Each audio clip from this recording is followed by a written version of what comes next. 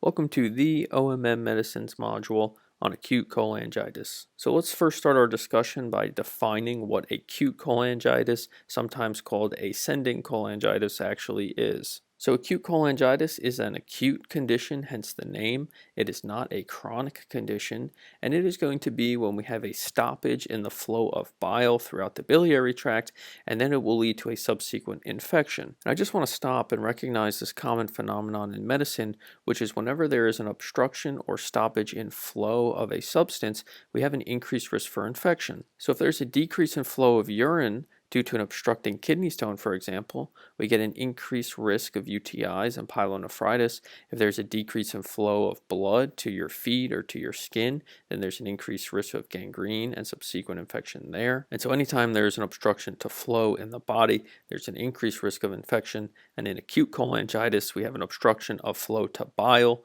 and we'll talk about some of the causes for the obstruction, and this will lead to the subsequent infection. And so if we were to quickly summarize acute cholangitis, it would be the obstruction of bile flow with a subsequent infection on top of that. So what are some of the causes of acute cholangitis? Well, anything that's able to obstruct the flow of bile in the biliary tree is a possible cause of cholangitis. So bile stones or gallstones are going to be one of the most common causes of acute cholangitis because they will get lodged in one of the ducts throughout the bile tree, which will cause an obstruction to bile flow, and then a subsequent infection can occur. Some of the other causes of acute cholangitis are biliary strictures, where we have a narrowing of the lumen of the biliary tree.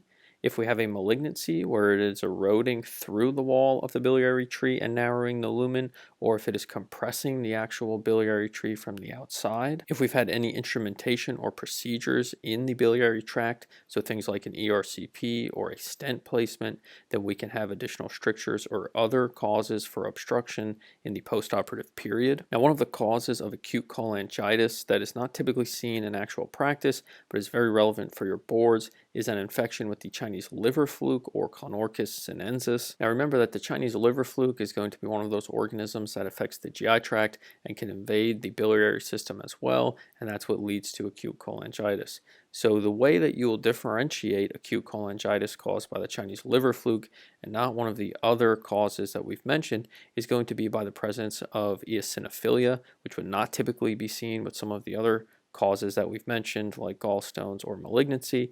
And you also have to take a good history. So if the patient's been frequently eating sushi or uncooked fish or just fish in general, then you should have a higher degree of suspicion that the acute cholangitis is caused by a liver fluke and not one of the other causes. So what's the presentation for acute cholangitis? Well, as we mentioned, this is going to be an acute onset condition. It's not typically going to be chronic in nature. So these patients are going to have symptoms that occur abruptly. So ascending cholangitis is classically described as having a triad and sometimes also a pentad. And Charcot's triad is the presence of fever, abdominal pain, and jaundice, which is going to be, again, an acute onset of symptoms rather than a gradual onset over time. And as the condition progresses, we can get an additional two symptoms, which together would be called Reynolds pentad, and those additional two symptoms would be altered mental status and hypotension.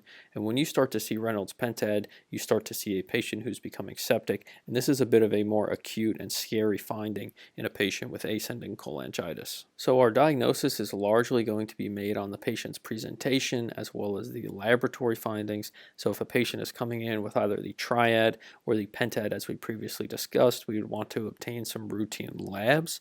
And on these labs, we would see leukocytosis or an elevated white blood cell count. We would also expect to see a cholestasis profile, meaning that the alk phos is going to be significantly more elevated than the AST and ALT, although the AST and ALT may also be elevated by themselves. And then we would also expect to see an increased conjugated and total bilirubin. Now, another good clinical pearl to remember is that when a patient is jaundiced, as we would expect to see as part of Charcot's triad for ascending cholangitis, we typically need a bilirubin of about 2 to 3 before we start seeing yellowing of the skin. So for patients with ascending cholangitis, you will typically see a bilirubin that is significantly elevated rather than one that is borderline. And if any imaging is performed, such as an abdominal ultrasound or CT scan, then you would see dilation of the biliary tree because of the associated blockage. So how would we treat a patient with ascending cholangitis? Well, remember that in ascending cholangitis, there are two major issues. There's the obstruction in the biliary tree and then the subsequent infection that occurs because of the obstruction. So, in order to treat a patient with ascending cholangitis, we need to treat the infection with antibiotics. We also need to relieve the obstruction, and so that's typically going to be done by ERCP. So, the antibiotic regimen that you choose will need to cover the common enteric gram-negative bugs from your GI tract, so things like E. coli, Enterobacter, and Klebsiella.